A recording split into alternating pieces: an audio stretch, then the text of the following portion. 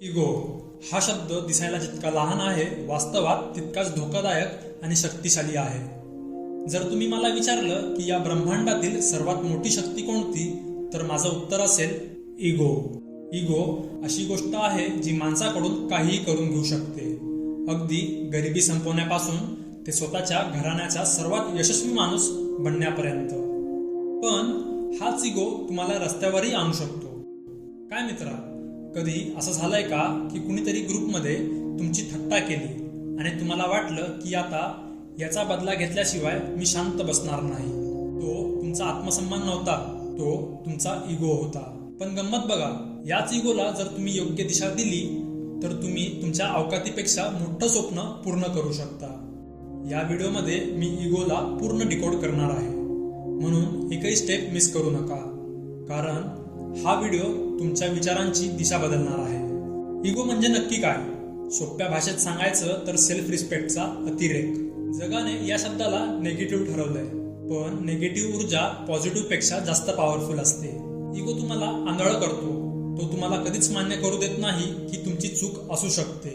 उदाहरणार्थ विचार करा, तुमचा एखादा जवळचा मित्र तुमच्याशी काहीतरी बोलू इच्छितोय, पण तुमचा इगो आडवा येतो. मी आधी मेसेज का करू? मी काय छोटा आहे का?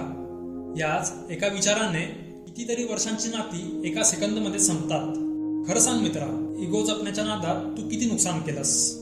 तुझा मित्र तुला अभ्यासाला मदत करायला तयार होता, पण इगोमुळे तू डाऊट विचारलाच नाहीस.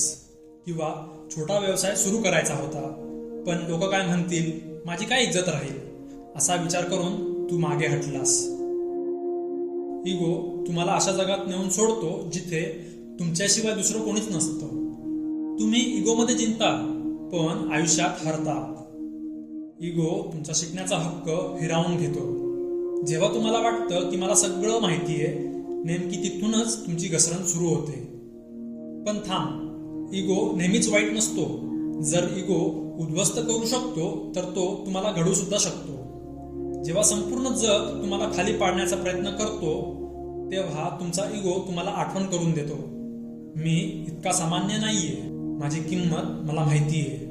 जेव्हा लोक म्हणतात हे तुला जमणार नाही, तुझी लायकी नाही, तेव्हा आतून जो आवाज येतो ना, आता तू बघच, तो असतो पॉझिटिव्ह इगो.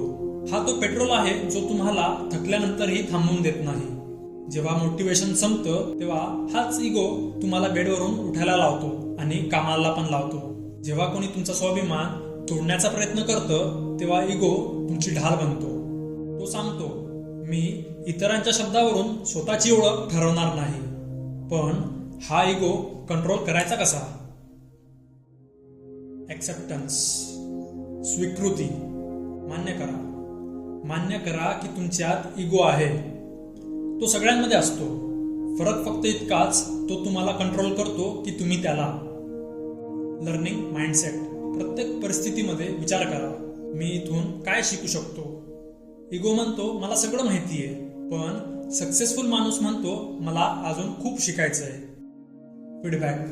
जे लोक तुम्हाला तुमची चूक आरशासारखी दाखवतात, त्यांच्यापासून पळू नका. ते तुमचे शत्रू नसून तुमचे खरे मार्गदर्शक आहेत. सायलेन्स. कधी कधी गप्प राहणं हीच सर्वात मोठी ताकद असते. जेव्हा तुम्ही स्वतःला सिद्ध करण्याचा अट्टहास सोडता, तेव्हा तुमचं काम बोलायला लागतं. मित्रांनो, इगो हा तुमचा सर्वात मोठा शत्रूही बनू शकतो आणि तुमची सर्वात मोठी शक्तीही बनू शकते.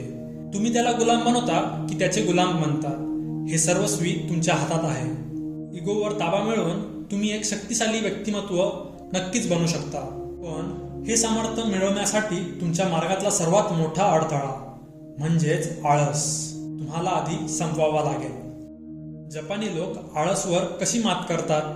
त्यांच्याकडे अशा कोणत्या सोप्या पण प्रभावी पद्धती आहेत ज्यामुळे ते जगातील सर्वात शिस्तप्रिय लोक मानले जातात? हे जाणून घ्यायचं असेल तर स्क्रीनवर दिसणाऱ्या व्हिडिओवर आत्ताच क्लिक करा.